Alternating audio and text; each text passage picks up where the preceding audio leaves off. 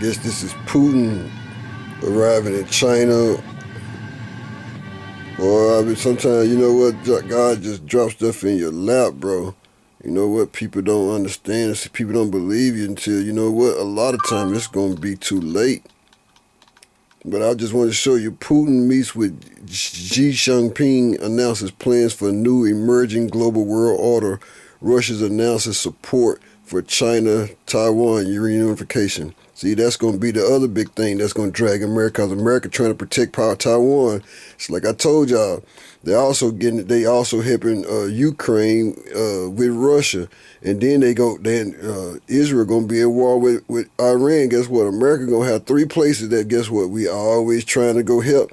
Now it's going to turn against us. Listen, I'm just going to read this for y'all. Chinese President Xi Jinping arrived in Moscow today for a 3-day state visit. The two powers will discuss the war in Ukraine, strengthening ties, and the emerging global world order. The two are expected to announce solidarity against Western hegemony. The current lack of U.S. leadership is on the international stage opened the door for this Russo-Chinese alliance. Biden, trash. Chinese arrived in Russia 3-day visit. He just to deliver strong message of support for Vladimir Putin. Boy, y'all better look out. Our enemies is getting ready to open up a can or whoop ass on the United States. Boy, Babylon is gonna fall. Y'all keep telling y'all. It says the meetings took place as Russia overtook Saudi Arabia as China's largest oil suppliers. They kind of changed the first 2 months. Russia overtook Saudi Arabia to become China's largest oil supplier in the first 2 months of 2023, according to Chinese government data, as buyers bought sanctioned Russian oil at a discount. Wow. After Joe Biden and Democrats work diligently to decimate the U.S. energy sector, China, Russia, and others move forward with realistic energy planning. The pro-Russian graphic W is reporting on the meetings today. Judging by the news coming out and what Putin and figures in the Russian government are discussing, much of the topic is meeting between Putin and Jinping will be the shift to the multipolar world.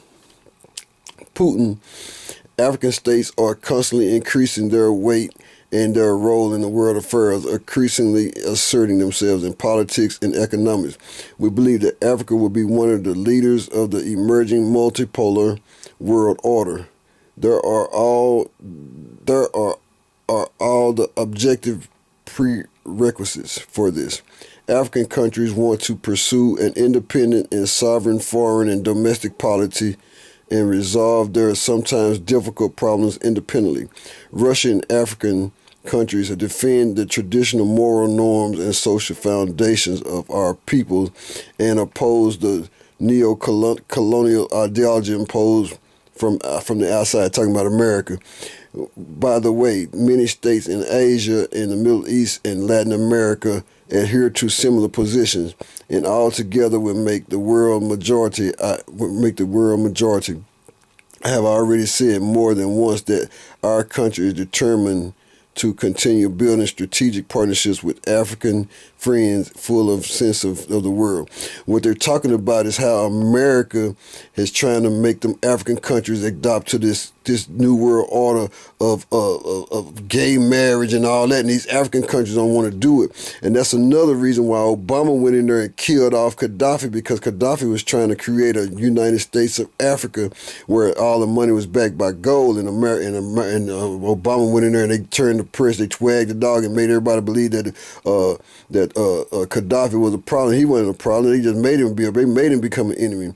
Putin announces that Russia and countries in Africa, Asia, Latin America oppose the neo-colonial ideology, and they are the majority. Wow. Statements by Vladimir Putin at the Second International Parliamentary Conference, Russia-Africa in a Multipolar World.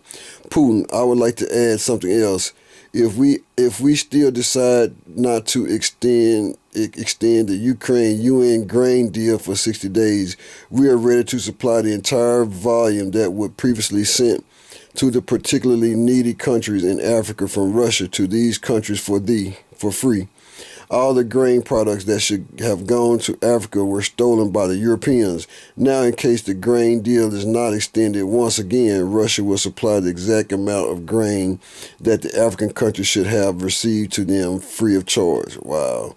Russia is consciously fulfilling its obligations to supply food, fertilizer, and fuel to Africa.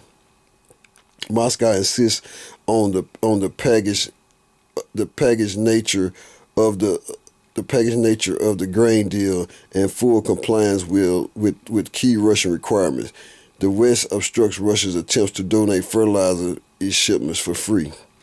The Russian Federation insists on the full execution of the grain deal, as the grain products are not sent to well-fed countries. Now only 3% has gone to Africa.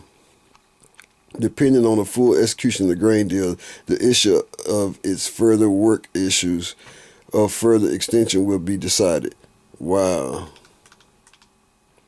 The partnership between Russia Federation and African countries has gained additional momentum and is reaching a new level.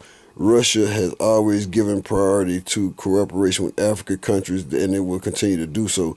Putin is convinced that Africa will become one of the leaders of the multipolar world order. See, they already tell you America finna be gone. Y'all don't understand. America finna be gone. We finna be reduced to nothing. African countries strive to pursue an independent policy against the background of turmoil in this world.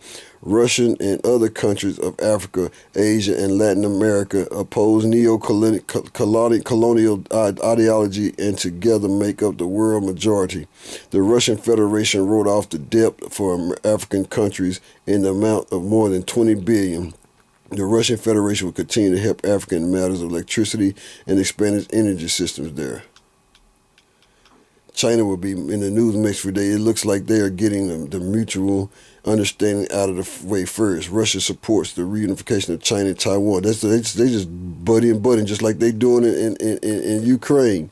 See, boy, do y'all understand what's going on, man? Y'all better understand. Y'all better wake up and listen to what people trying to tell y'all, man. America finna get dealt with, and they gonna get dealt with severely. It's gonna be bad too. We're gonna be reduced to a third world nation, bro. Why?